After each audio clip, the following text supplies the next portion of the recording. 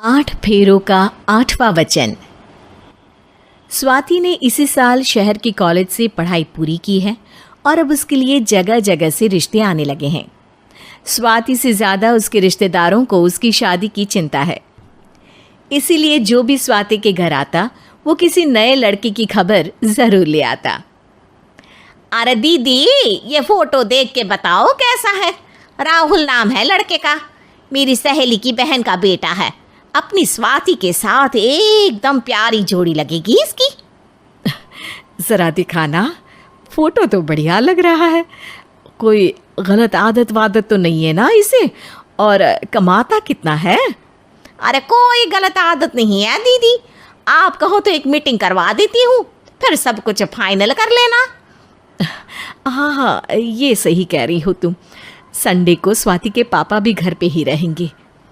बुआ फिर वहाँ से चली जाती है और रात को स्वाति की माँ उससे कहती है, स्वाति बेटा, आज कमला बुआ ने एक लड़के की फ़ोटो दिखाई है। संडे को वो लोग मिलने आ रहे हैं, तैयार हो ना तुम बेटा? अरे मम्मी, आप कहाँ कमला बुआ के चक्कर में आ जाती हो? अभी इतनी जल्दी कोई शादी वादी नहीं करनी है मुझे। अरे बेटा, अच्छा लड़का है, बुआ जानती है उसे अच्छे से। हाँ स्वाति बेटा, एक बार मिल तो लो, बाद में देखेंगे आगे क्या करना है। वैसे तो कमला रिश्ता लाई है तो मना करने का तो कोई सवाल ही नहीं उठता। संडे की सुबह होती है और कमला बुआ राहुल और उसके मम्मी पापा को लेकर स्वाति के घर आती है। अरे आइए आइए भाभी, इसे अपना ही घर समझिए। इनसे मिलिए, ये मेरे भैया और ये मेरी भाभी हैं। नमस्ते भाभी जी, ये है हमारा लड़का राहुल, सरकारी नौकरी की तैयारी कर रहा है ये। वैसे आपकी बेटी कहाँ है? अरे स्वाति बेटा, बाहर आ जाओ। वैसे कितनी पढ़ाई की है स्वाति ने? जी, पोस्ट ग्रेजुएट है हमारी बेटी साइंस में। ये सब तो ठीक है, पर घर संभालना जानती है या नहीं? हमें कौन सी इससे नौकरी करवानी है, नौकरी तो मेरा बेटा करेगा ही। पर मैंने इतनी पढ़ाई की है और आप चाहती हैं कि मैं घर पर ही बैठी रहूं? अरे स्वाति बेटा, ये बड़ों की बात में तुम कहाँ बोल पड़ी? हम सब देख लेंगे क्या करना है क्या नहीं। हम तो इसी बात पर विश्वास करते हैं कि घर के लड़कियां घर में ही रहे तो ज़्यादा अच्छा रहता है। वरना भाई साहब, आप तो आजकल के हाल जानते ही हैं, कितनी घटनाएं होने लगी हैं औरतों के खिलाफ। स्वाति बेटा, रसोई का काम तो पूरा जानती हो ना? शादी के बाद तुम्हें ही संभालना है वो सब। अरे बहुत अच्छा खाना बनाती है ये, आप सब लोग इसकी तारीफ करते नहीं थकेंगे। लो भाई, हो गई मीटिंग, अब शादी की तारीख फाइनल कर लेते हैं, क्यों भैया? भाई, हम तो पंडित जी से चर्चा करने के बाद ही तारीख फाइनल करेंगे। सालों से हम उनकी बातें मानते हुए आ रहे हैं। लड़के वाले और कमला बुआ की बातें सुनकर स्वाति एकदम नाराज़ हो जाती है और उसे लगने लगता है कि शादी के बाद उसे घर पर ही बैठना पड़ेगा। लेकिन घर वालों के आगे उसकी एक नहीं चलती और उसे शादी के लिए हाँ कहना पड़ता है। शादी का दिन आ जाता है और सब मंडप में जमा होते हैं। अब फेरों का समय हो गया है, अब कन्या अपने वर से 7 वचन मांगेगी। आप किसी धार्मिक आयोजन में जाएं तो मुझे भी ले जाएंगे।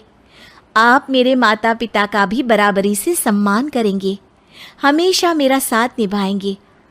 आपको दोनों परिवार की जिम्मेदारियां बखूबी निभानी होगी। हर ज़रूरी बात में मेरी भी राय लेंगे। आप सभी गलत आदतों से दूर रहेंगे।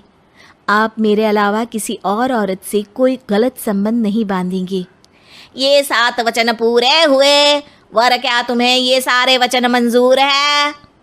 जी हाँ पंडित जी, मैं सारे वचन अच्छी तरीके से निभाऊंगा। अरे वाह वाह, बढ़िया तरीके से सब काम संपन्न हो गया। तो इसी के साथ विवाह संपन्न हुआ और आज से ये दोनों पति पत्नी हुए। 1 मिनट पंडित जी, अभी एक वचन लेना बाकी है। अब कौन सा वचन है बेटा? मैं अब हमेशा के लिए किसी दूसरे घर में जाने वाली हूँ, तो पति के अलावा मैं अपने सास ससुर से भी एक वचन लेना चाहूँगी। अब कहो बेटी। मैं ये चाहती हूँ कि मुझ पर किसी बात की कोई पाबंदी नहीं लगाई जाएगी। मुझे सब कुछ करने की आज़ादी होगी और मैं भी विश्वास दिलाती हूँ कि मैं एक अच्छी बहू बन के दिखाऊंगी। स्वाति की बात सुनकर उसके सास ससुर एकदम चौंक जाते हैं और कुछ बोल नहीं पाते कि उतने में कमला बुआ बोल पड़ती है। अरे बेटा, ये भी कोई कहने की बात है? रानी बन के रहोगी तुम तो।